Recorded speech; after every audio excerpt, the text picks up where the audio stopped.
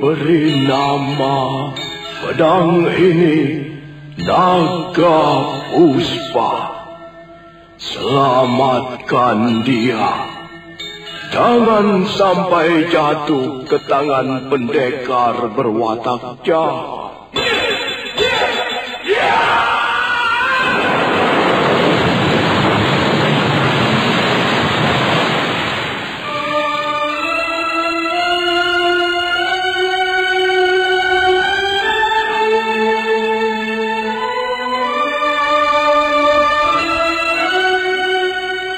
Tutur Tinula.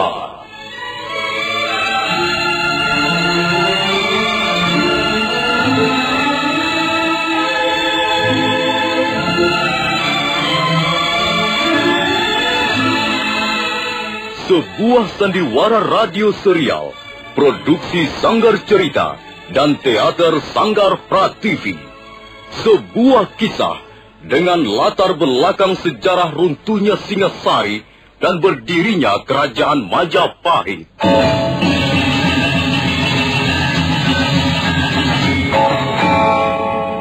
Sandiwara ini didukung oleh pemain-pemain radio yang sudah ternama, Ferry Fadli, Ivone Rose, dan Eli Ermawati.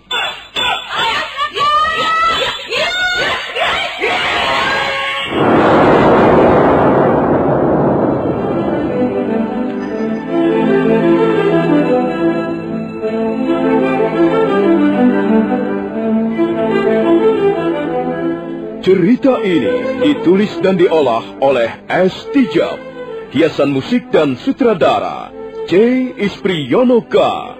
Kali ini mengetengahkan episode ke-11 dengan judul Mutiara Ilmu di Atas Batu.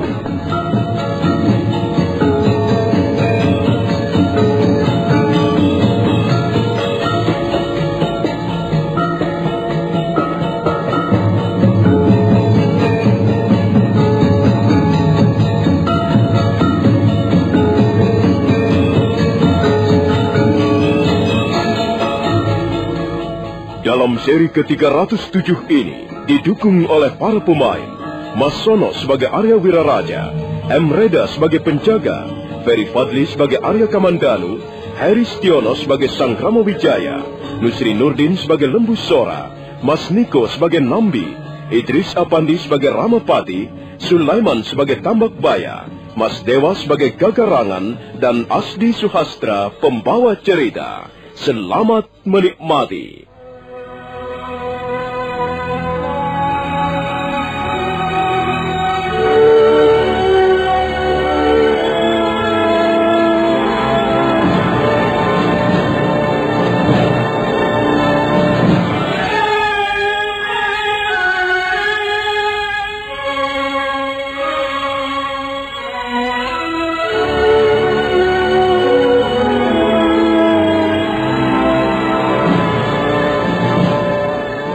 Seorang prajurit berlari-lari menuju ke ruangan pendapa. Selanjutnya prajurit itu melaporkan kepada Arya Wiraraja tentang gugurnya Rangga Lawe di medan peperangan. Walaupun sebenarnya Arya Wiraraja sudah menduga sebelumnya, tapi begitu mendengar kematian putranya, hatinya bergetar juga. Setelah prajurit itu kembali ke gardu penjagaan, Arya Wiraraja untuk sementara masih duduk di ruangan pendapa Istana Tuban. Berita kematian putranya mendadak seperti menyadarkannya bahwa dirinya sudah benar-benar tua. Hatinya menjadi kosong, sedih, dan hampa bagaikan langit tiada berbintang. Ronggolawe. Sejak kecil kau ku gadang-gadang. Sejak kecil kau ku gendong-gendong dan ku damba-dambakan agar suatu saat bisa menggantikan kedudukan orang tuamu. Tapi ternyata usiamu begitu pendek, Ronggolawe. Kau telah pergi mendahului aku. Sekarang apalagi yang bisa kuharapkan dalam hidup ini? Adakah sisa-sisa kebahagiaan dalam hidupku ini? Apa artinya hidup amuk tiwi bawah seorang diri? Semuanya telah berlalu bagaikan sandiwara belaka. Kini Ronggolawe telah tiada. Telurku yang hanya sebutir telah pecah di perjalanan. Dan Arya Wiraraja bagaikan induk ayam yang berkotek-kotek dalam kesunyian.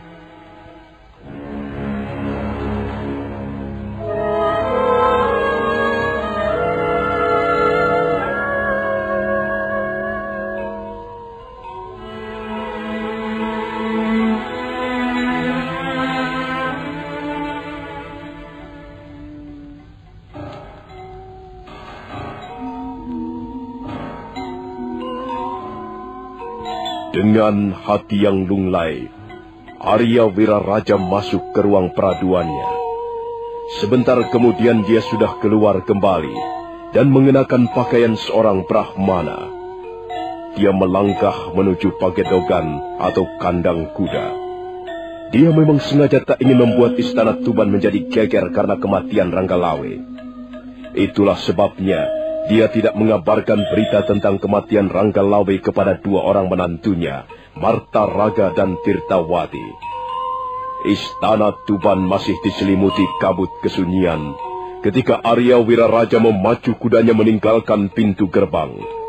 Malam itu juga dia bermaksud pergi ke Majapahit.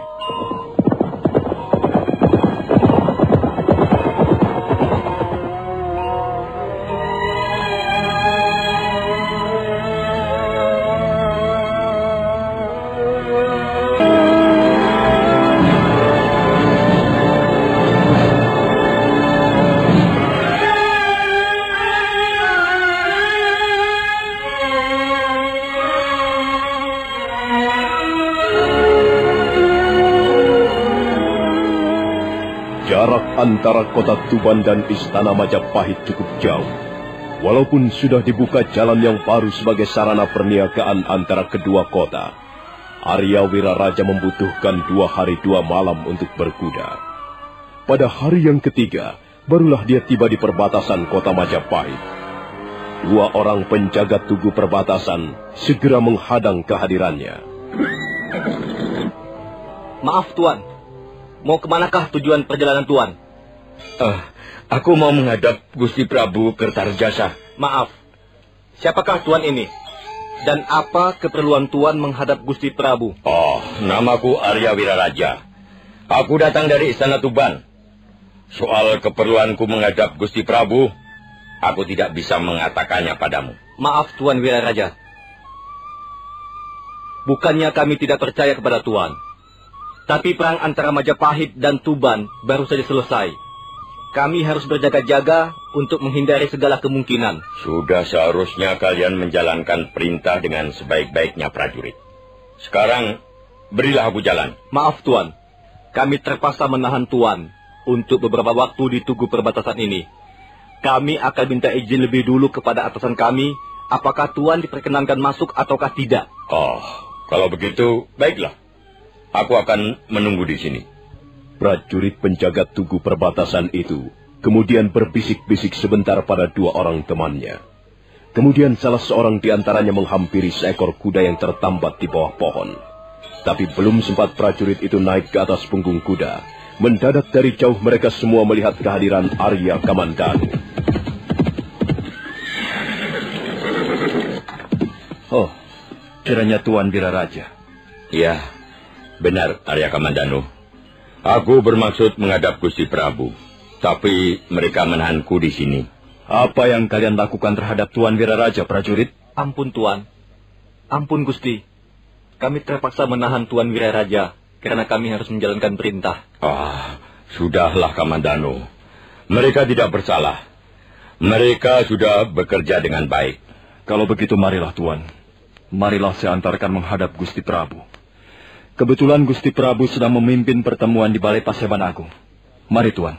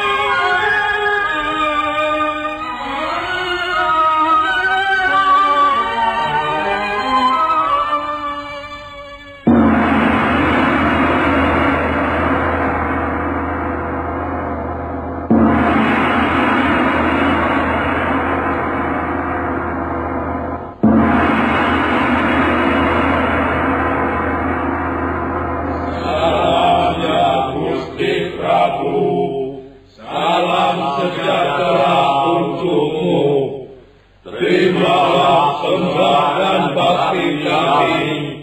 Terimalah pengabdian para kaulamu. Terima kasih.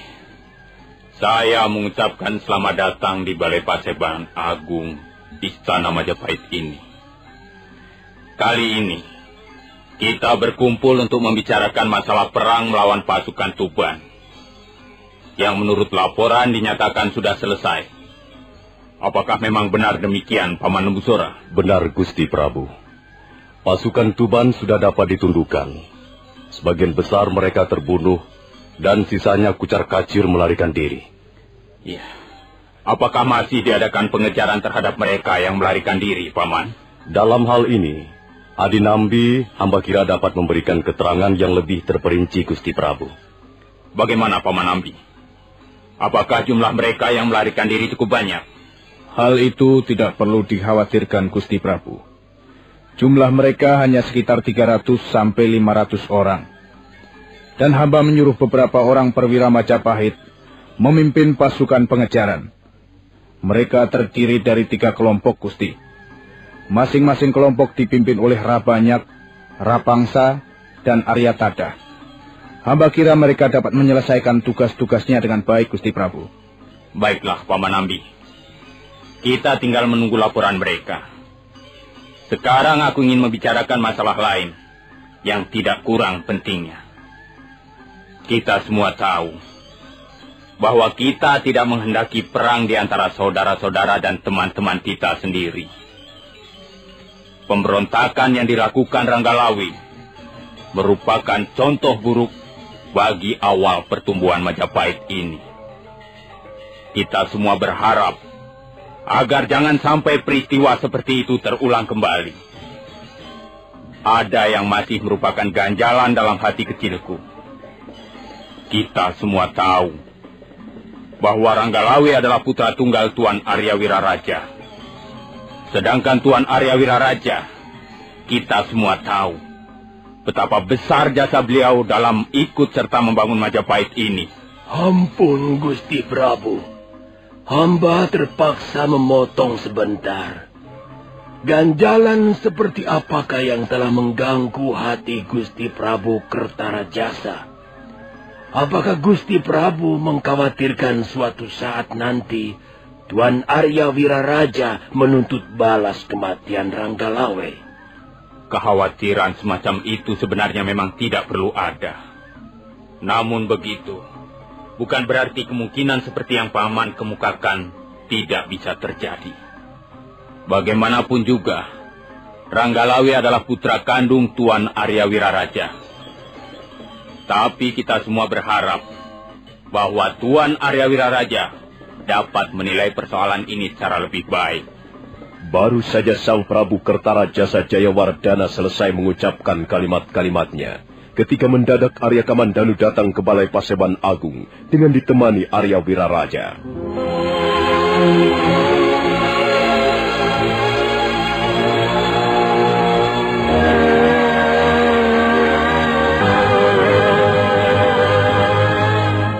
Oh, Tuan Arya Wiraraja, saya sama sekali tidak menduga bahwa Tuan akan datang begitu mendadak. Untuk itu saya mengucapkan selamat atas kehadiran Tuan di Balai Paseban Agung Istana Majapahit ini. Oh, terima kasih Gusti Prabu. Sebaliknya hamba mohon ampun kalau sekiranya kehadiran hamba mengganggu suasana di dalam Balai Paseban Agung ini, Gusti. Sama sekali tidak, Tuan. Justru kami baru saja membicarakan perihal Tuan Arya Wiraraja. Kebetulan sekali Tuan datang. Rupanya kau berumur panjang, Kakang Wiraraja. Kami semua baru saja membicarakan perihal dirimu, dan tiba-tiba kau hadir di tengah-tengah kami. Oh, terima kasih, Adi Lembusura. Oh, ampun Gusti Prabu. Sebenarnya hamba takut kehadiran hamba justru akan mengganggu suasana pembicaraan di Balai Paseban Agung ini, Gusti. Oh, sama sekali tidak, Tuan. Justru pembicaraan ini akan bisa kita selesaikan secara tuntas dengan kehadiran Tuan. Kami baru saja membicarakan perihal putra Tuan, Ranggalawe. Kami semua yang berada di Balai Paseban Agung ini sangat menyesalkan peristiwa tersebut.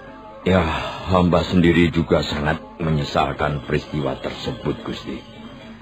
Hamba sudah tidak kurang-kurang memberi nasihat, memberi penalaran yang lebih baik. Tapi Ranggalawe memang anak keras kepala, Gusti. Ya, dan seperti inilah akibatnya. Kami dapat memahami perasaan Tuan Wiraraja. Kami tahu bahwa keadaan Tuan benar-benar terjepit. Benar, Gusti. Di satu pihak, saya harus mendengarkan tangisan anak.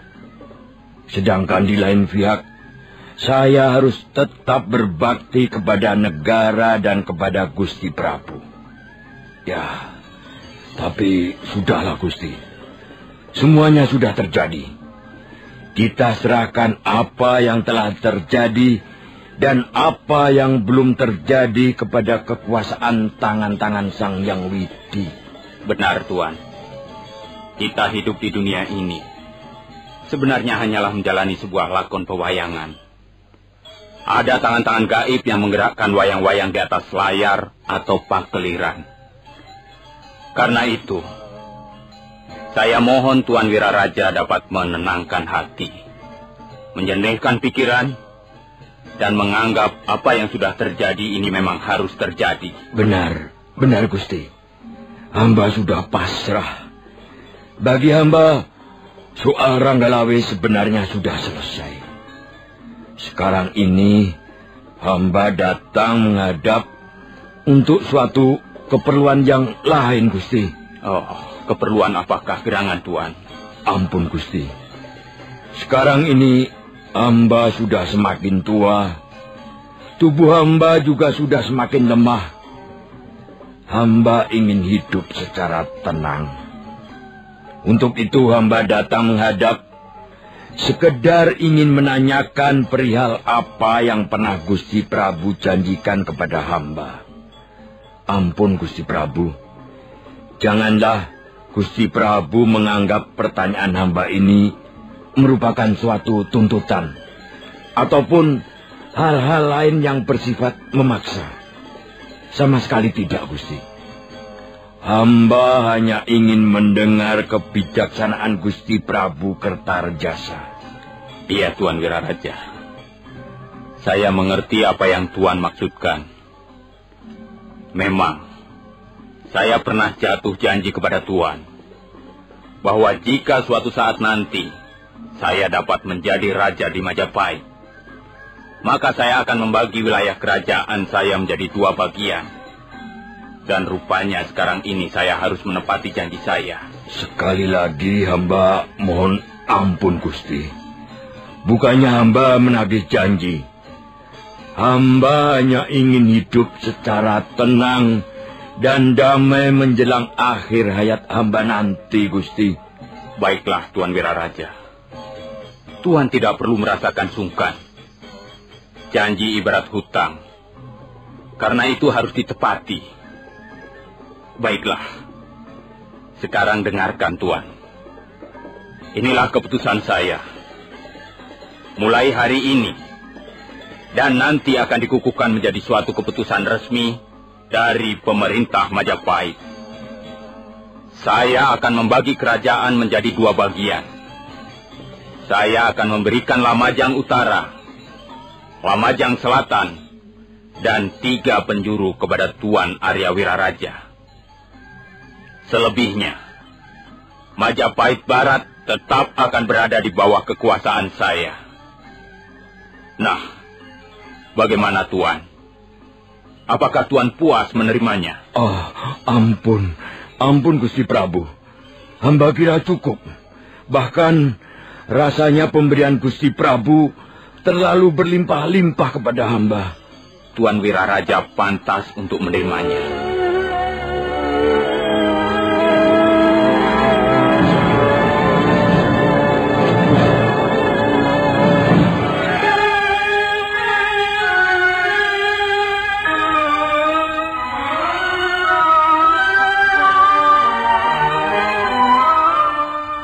Maka demikianlah Seperti apa yang sudah dikatakan oleh sejarah, Sang Prabu Kertarajasa Jayawardhana menyerahkan Lamajang Utara, Lamajang Selatan, dan 3 penjuru kepada Arya Wiraraja. Dan mulai hari itu, Arya Wiraraja mengundurkan diri dari seluruh kegiatan yang bersangkut paut dengan tata pemerintahan Majapahit. Mulai hari itu, Arya Wiraraja tinggal di Lamajang sampai akhir hayatnya nanti.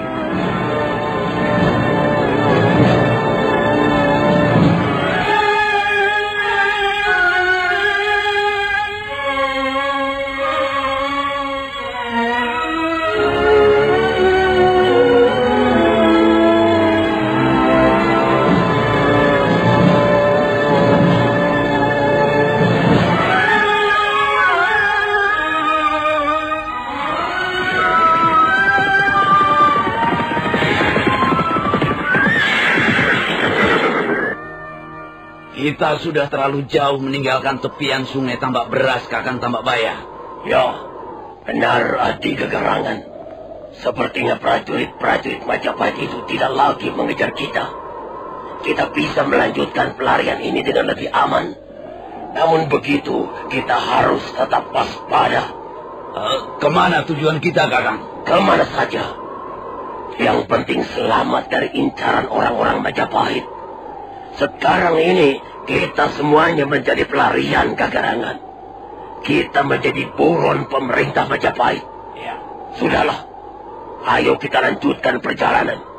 Ayo kita cari tempat persembunyian yang aman.